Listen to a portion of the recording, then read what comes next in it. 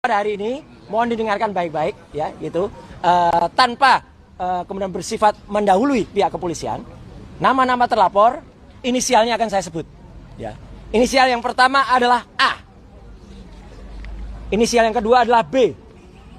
Inisial yang ketiga adalah D. Inisial yang keempat adalah F. Inisial yang kelima adalah L. Inisial yang kelima adalah U. Dan inisial yang keenam adalah U. Dan inisial ketujuh adalah V. Jadi A, B, D, F, L, U, V.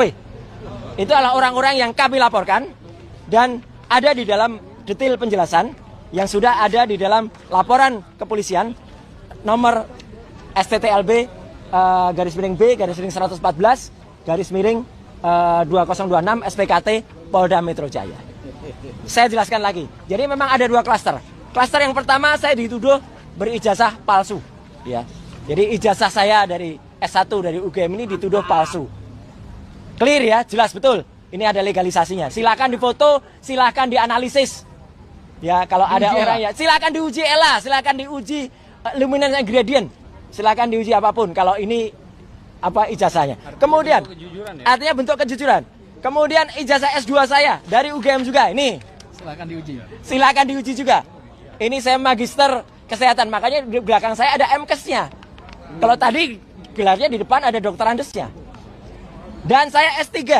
Kenapa saya perlu jelas S3? S3 inilah saya memutuskan untuk mengundurkan diri dari partai karena saya sekolah menempuh S3 ini. Dan alhamdulillah 4 tahun kemudian saya lulus dari Universitas Negeri Jakarta. Bisa diuji. Bisa diuji. Yang sini Bang. Ya. Clear ya? Ya. Ya, jadi artinya 1, 2, 3, S1, S2, S3 ada semua ya. Ada semua dan silahkan kalau ada ya silahkan. Dan kalau ada yang kemudian melakukan itu, mari kita buktikan dia berarti apa? Karena dia menuduh ijazahnya palsu, gitu ya. Kemudian bla bla bla. Yang kedua yang tadi sudah disebut, saya dituduh melakukan korupsi di proyek Hambalang. Ya, saya justru mengundurkan diri dari partai itu karena mau sekolah tadi.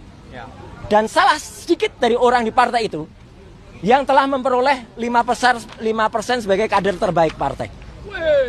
Saya kader terbaik dari partai itu tahun 2016. Setelah itu saya justru 4 tahun berikutnya saya izin kepada ketua umum waktu itu untuk mengundurkan diri karena saya mau sekolah. Jadi saya memang hubungannya tidak buruk. Saya hubungannya tetap baik.